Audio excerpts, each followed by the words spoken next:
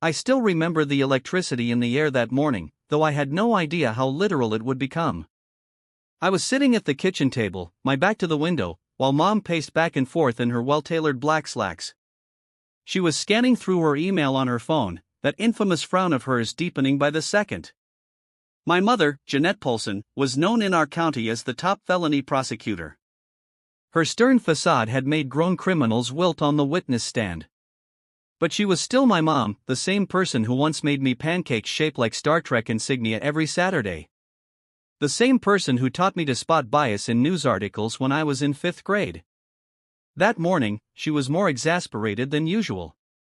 I had no clue what was bothering her until she set her phone down on the table and let out a weary sigh. "Jacob," she said to me, "I think we just stepped on some rather stupid toes." For a woman who rarely wasted words, calling something rather stupid meant something big. I picked up the phone to see an email from the Oakleaf Creek Homeowners Association (HOA).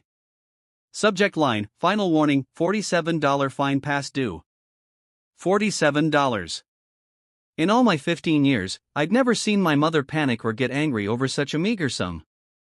Yet there it was, bold and blinking, with a threat of further action if the fee wasn't paid within 24 hours. I didn't know it yet, but that further action would go far beyond phone calls or letters. Reclining against the back of my wooden chair, I tried to lighten the mood. "Come on, Mom. You can't possibly be worried about a $47 fine." She gave me a look that said I didn't understand. Truth is, she was right. I didn't. People who knew her from the courtroom called her the Barracuda behind her back, especially defense lawyers who'd seen her tear their clients' testimonies to shreds. She certainly wasn't the type to be intimidated by any group, let alone a petty HOA. "There's more to it," Mom said, tidying the already immaculate stack of documents in front of her. "Remember the letter we got last week? It was about the front lawn, how we replaced the patchy sod with gravel. The HOA claims the landscaping code doesn't allow it. We submitted the new design plan a month ago. They never responded, so we assumed they were fine with it. Now they're fining us, claiming we broke the uniformity guidelines. If we don't pay, they'll tack on late fees or put a lien on our property. This email is the second official notice we've gotten in less than a week. Why not just pay it?" I asked, feeling a little naive. She shook her head. "Because if I do, they'll keep nickel-and-diming us for every minor infraction. Trust me, I've dealt with HOAs before. Some are straightforward, but some operate like mini despots. There's a principle here. We followed the rules, and they're ignoring their own guidelines. My plan is to meet them head-on, politely, at first. If they want to escalate things, well, they'll be in for a surprise." By surprise, she clearly meant her no-nonsense legal approach. The problem is, HOAs rarely see reason the way a courtroom does. They answer to the labyrinth of their own regulations, and if you try to protest, you're basically at the mercy of whichever power-hungry board members happen to run the show. As Mom started drafting a formal notice disputing the fine, I watched her with a mixture of admiration and nerves. She thrived in conflict. The sharper the allegations, the more methodical and calm she became. One might say she was addicted to confrontation that could be turned into a legal argument, a puzzle she was determined to solve. Yet, somewhere deep inside, I sensed something unusual about her demeanor. Maybe I was imagining it, but she had this tension in her shoulders that I hadn't seen before. Even the coffee mug she clutched trembled slightly, as if she felt something bigger brewing. Oakleaf Creek, our quiet suburban neighborhood, had always seemed so prim and proper. Pastel houses, carefully trimmed hedges, wide sidewalks perfect for retirees walking their dogs. We'd lived there for over a decade without any real troubles. Sure, the HOA was sometimes nitpicky. I recall they once sent out an email with 37 bullet points on acceptable mailbox designs. But nothing serious. As Mom clicked send on her dispute letter, she paused and muttered under her breath, "They have no clue who they're dealing with, do they?" The words sent a chill down my spine. Mom had taken down some of the state's most ruthless criminals. But she was about to find herself in a completely different type of battlefield. Oakleaf Creek's next move arrived on Tuesday afternoon in the form of a so-called inspector. I had just come home from school when I saw a man with a clipboard. Where do they always find these folks, lurking near our driveway?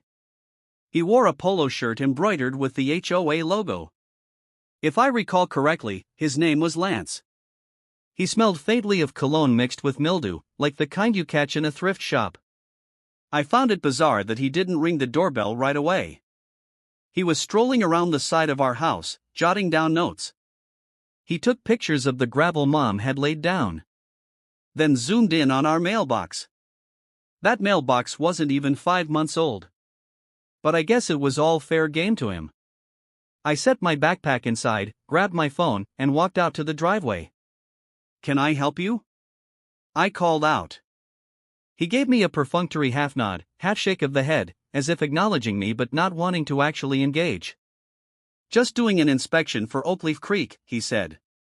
"I'm verifying that all changes to the exterior meet the HOA's guidelines." "That's strange, because my mom said she submitted everything and they never responded." He sighed. "Listen, kid, I'm just the inspector. I only note down the violations. I don't handle the approvals." It seemed useless to argue with him. That day, though, was a prelude. Over the next few days, we got multiple notices slipped under our door. Accusations that our gravel was a violation of uniform landscaping style. Warnings about weeds that didn't exist. Claims that our porch lighting was out of compliance. Each new note carried an implied threat: rectify these issues or face further fines. Mom's frustration grew. But for every email or letter we received, she drafted a crisp response citing the official bylaws, referencing every date she had corresponded with them. She attached images meticulously documenting that we'd gotten approval from the previous HOA administration. Meanwhile, Dad was mostly out of the picture. He was traveling for work. He worked as a consultant for an engineering firm and was rarely home except on weekends. By the time he heard the story, it would already be at a full boil. Things really took a turn on Thursday. I came home to see Mom standing at the kitchen counter, biting the inside of her cheek. A piece of paper was clenched in her hand. A pale pink slip with big letters that read, "Warning, unsettled HOA fine, final opportunity to pay." Below that, the words "possible legal action" leapt off the page, bold and underlined. "They can't do this," she said in a low, tight voice. "This is harassment. They're twisting the rules to push me into submission. Maybe we should just settle?" I offered meekly. I didn't really mean it. I respected Mom's principle, but part of me worried about how far the HOA might go and how quickly. "You don't understand," she said. "It won't stop at $47. This is how HOAs bully residents who question their authority. The minute you pay an absurd fine, they find another one. Or they try to make an example of you in front of the neighborhood." Mom was used to the justice system, where judges, evidence, and documented procedures reigned supreme. The HOA, by comparison, was the Wild West. And neither of us foresaw just how far they were willing to go. Over the weekend, we found a bright orange sticker slapped on our door reading, "In compliance, act now."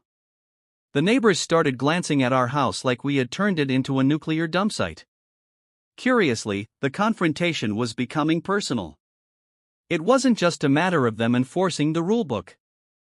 I overheard a rumor spread by the next-door neighbor that the new HOA president, a woman named Cynthia Marshall, had a vendetta against my mom.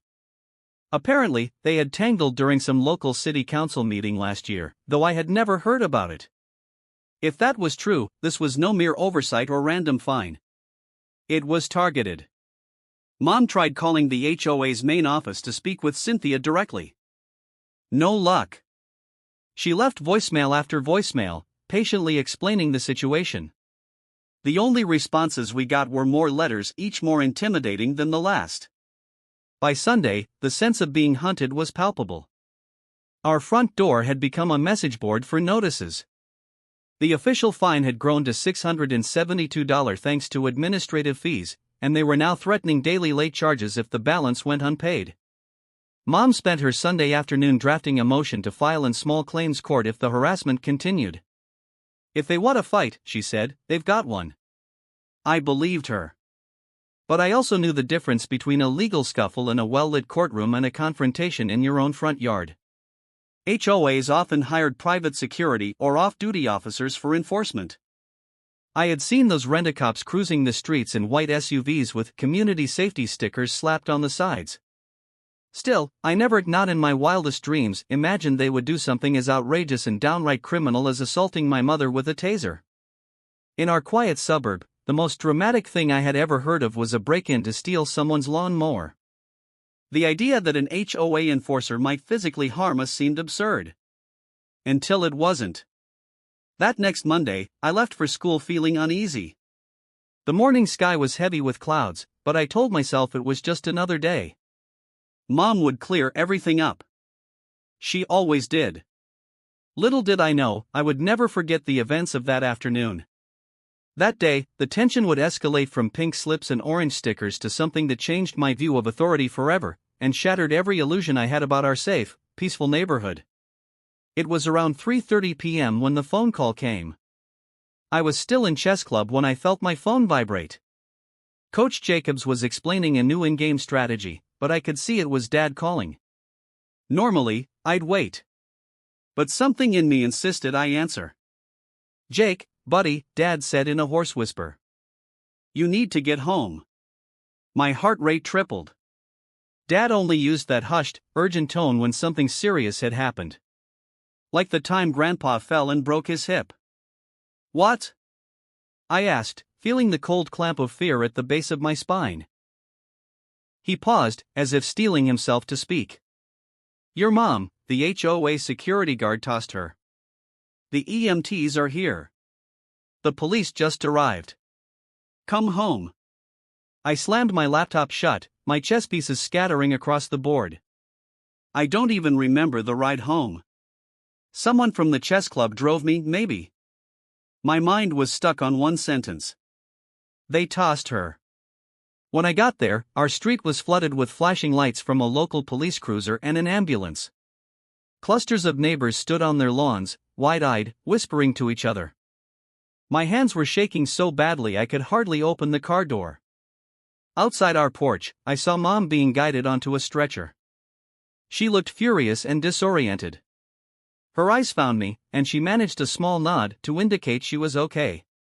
Or at least conscious. A paramedic pressed a gauze pad against her forearm, which was red and swollen. Another paramedic held a blood pressure cuff around her other arm. 2 uniformed police officers stood nearby, speaking with a tall, bald man in a cheap-looking private security uniform. He had one hand on his taser holster as though the device was a prized possession. I recognized him. I had seen him driving the white community safety SUV around the neighborhood. I couldn't believe what was happening. Dad rushed to me as I came up the walkway. He looked pale, the veins in his neck bulging. "She's going to the hospital," he said. "They need to check her heartbeat. Make sure there's no permanent damage. She got an electric jolt, for crying out loud." What happened?" I managed to ask, my voice trembling. Dad's fists clenched. "She was coming out to check the mailbox when that clown started slapping some sort of eviction notice on the door." Dad jabbed a finger toward the bald security guy. They started arguing. He told her she couldn't remove the notice or it would be vandalism of HOA property. She told him to get off our property unless he had a court order. Next thing we know, he's pulling a taser and shouting at her to back away or face the consequences. Dad's nostrils flared. She tried to walk past him, back into the house. And that's when he tossed her. I felt a rush of hot blood behind my eyes, anger and fear mingled. This was beyond petty fines. This was assault with a weapon. For a $47 fine that had ballooned to $672. It was insane. At that moment, Mom, half reclined on the gurney, spoke up. Her voice was a little slurred but still unmistakably firm. "Don't worry, honey." She exhaled sharply. "I'm pressing charges. They picked the wrong woman to mess with. The paramedics prepared to lift the stretcher into the ambulance. One officer turned to the bald security guard, whose name tag read McNeil. "We need to get statements," the officer said. McNeil looked rattled, but he was trying to maintain some official facade. "She was getting aggressive," McNeil muttered. "HOA guidelines said I could enforce compliance." An audible scoff came from one of the police officers. "Enforce compliance with a taser?" "It's a non-lethal measure," McNeil grumbled. "I told her to back off." The officer's jaw tensed. "She's not some burglar, man. She's a resident. And you're not the law." At that point, Mom was loaded into the ambulance. Dad climbed in with her, leaving me alone with the swirling confusion. Neighbors began approaching, hushed, worried. A few of them expressed shock. But I could also sense their hesitation. In an HOA-driven community, folks got scared about picking sides. I marched up to the police officers, determined to speak even though my chest felt tight. "Officer, is he going to be arrested?"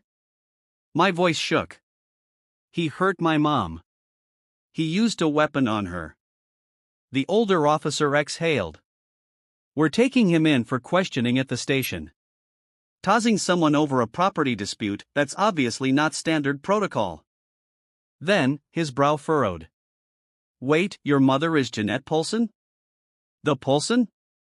I nodded. A shadow of realization moved across his face. The officer exchanged a glance with his partner. A silent acknowledgement. Tossing a random homeowner was one thing. Tossing a well-known prosecutor? That was something else entirely. The next moment, the bald security guard, McNeil, was led away. As they guided him toward a police vehicle, I caught the tail end of a radio conversation. Someone from the HOA board was calling in, insisting on clarifying the matter. Clarifying? They tossed her. There was no clarification needed except how the man who did it was going to be held accountable. All the while, Cynthia Marshall was nowhere to be seen. The neighbors' gossip was that she was busy in a meeting or had suddenly left town. The next-door neighbor, Mrs. Wilkins, told me that Cynthia had fired off an email to the entire board, claiming Mom had threatened the guard with physical harm. Ridiculous. I wanted to scream. The paramedics finally pulled away. Police took down my statement quickly, urging me to get to the hospital as soon as I could. A kind officer offered me a ride, since Dad had gone ahead in the ambulance. Once inside the squad car, I found myself blinking back tears. My mind replayed the image of Mom strapped to a gurney. This was the woman I looked up to more than anyone. The unstoppable force of the legal system laid low by a neighborhood enforcer with a stun gun. In that moment, though, a fierce resolve began to bloom in my chest. They had no idea the scale of the fight they had just started. Mom always said that justice, once set in motion, was like a roaring train. And now, that train was barreling straight for Oakleaf Creek's HOA. Mom stayed in the hospital overnight for observation. The taser prongs had caused bruising, and the electrical shock left her with minor muscle spasms, but thankfully no permanent damage. By the next morning, she was propped up against the pillows in a crisp hospital gown, dictating legal notes into her phone. A resolute gleam lit her eyes. She might have been physically shaken, but her spirit was intact, burning with a quiet fury I had rarely seen. Dad hovered nearby, his face etched with worry. Every now and then, he tried to get Mom to relax. But the truth was, from the moment she was conscious, she had been building her legal case. "I want full assault charges," she kept saying. "And if the HOA facilitated this, I want them named as co-defendants." I pulled up a chair beside her bed. "Shouldn't you focus on, resting?" I asked gently. She gave me a soft smile. "Sweetheart, I appreciate the concern. But resting won't hold these people accountable." She exhaled sharply. "I'll heal up, one way or another. But this kind of misuse of authority? It needs to be stopped. Before somebody else gets hurt." Her phone buzzed again. The district attorney's office was calling. Mom's face lit up with a certain formidable determination. she answered, her voice clipped and controlled. I heard only fragments. Yes, I'm the victim in this case. Absolutely pressing charges. The police have the taser. Body cam footage from the officer on scene. Yes, I want to schedule a meeting as soon as possible. After the call, she tapped the phone against the bedsheet. Well, she said, this is going to be interesting. It's not every day the prosecutor's office finds itself representing one of its own. But they're behind me 100%. Over the next several hours, a steady trickle of visitors came by the hospital room. Detective Ferris from the local precinct arrived first to take Mom's full statement. Even in a hospital gown, she was formidable, reciting every detail with methodical precision. She explained how the security guard, McNeil, threatened her, refused to let her pass, and fired the taser after she turned to go back inside. The detective took notes so furiously, I thought his pen might run out of ink. Then came a surprise. A gentle knock at the door, and then, in walked Mr. Richardson. A stooped older man who lived a few houses down from us. He clutched his hat nervously, looking guilty, as if apologizing for something he hadn't even done. Jeanette, he said, his voice trembling. I can't believe what happened. I heard the whole story from the neighbors. My wife and I, we want you to know, we support you. And we're ready to testify if you need us. Mom blinked in surprise. Testify? Yes, ma'am, he said, fiddling with the brim of his hat. We saw it from across the street.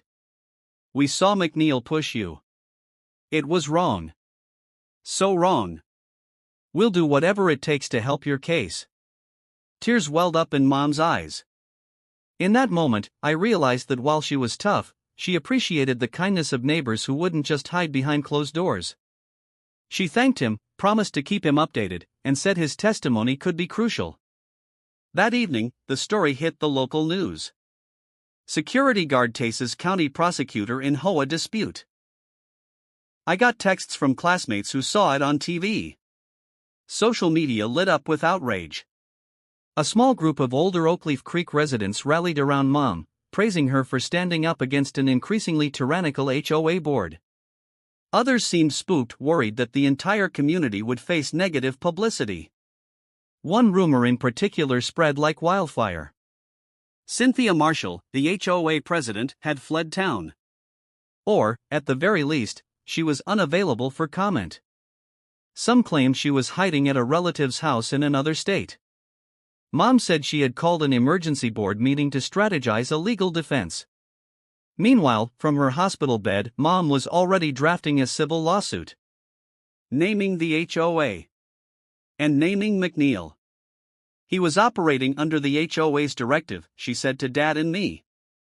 And that makes them liable. They can't just farm out violence and claim ignorance. She tapped her fingers against the hospital tray.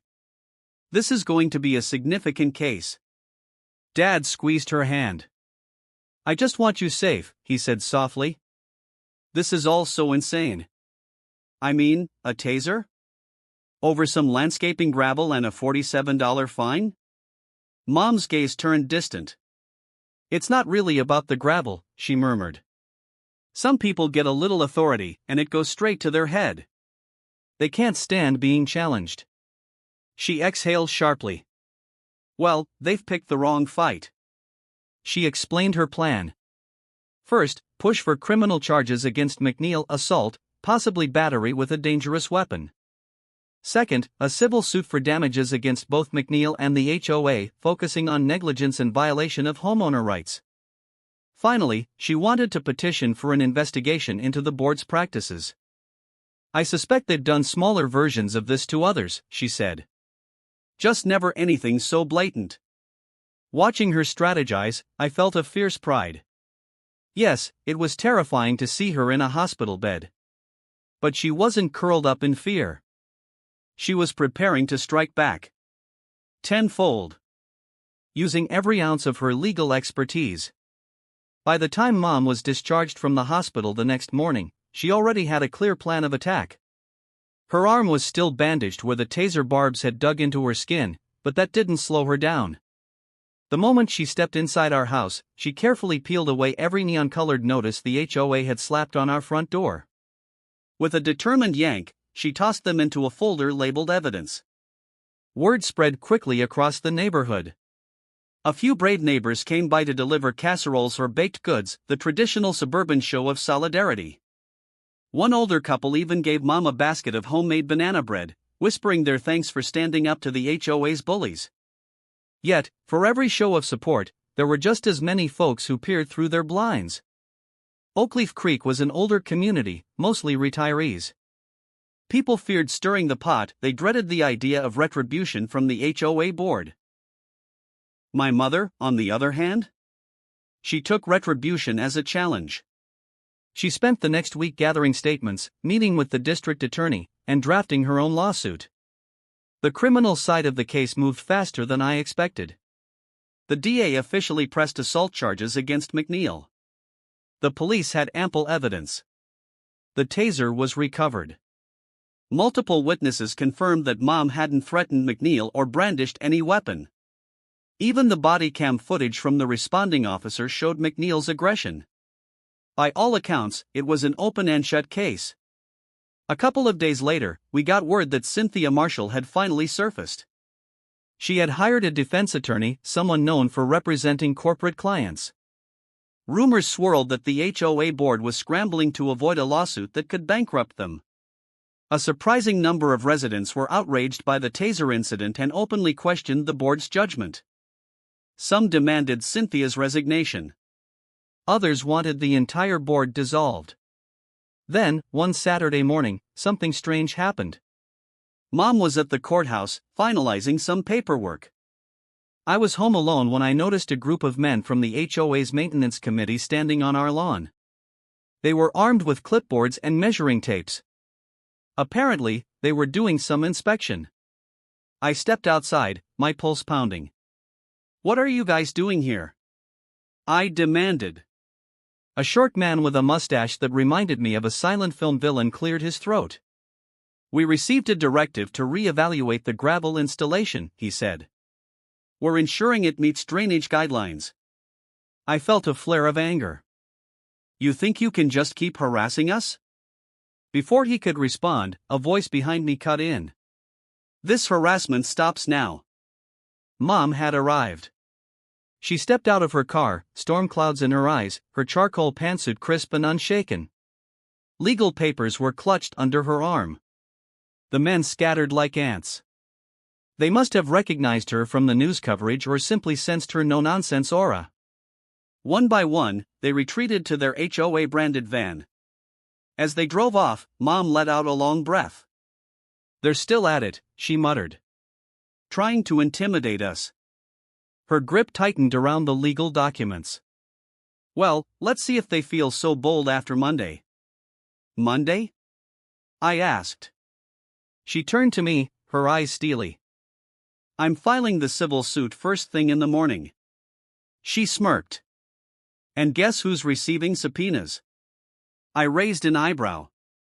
Cynthia Marshall, and every single board member who authorized these enforcement measures.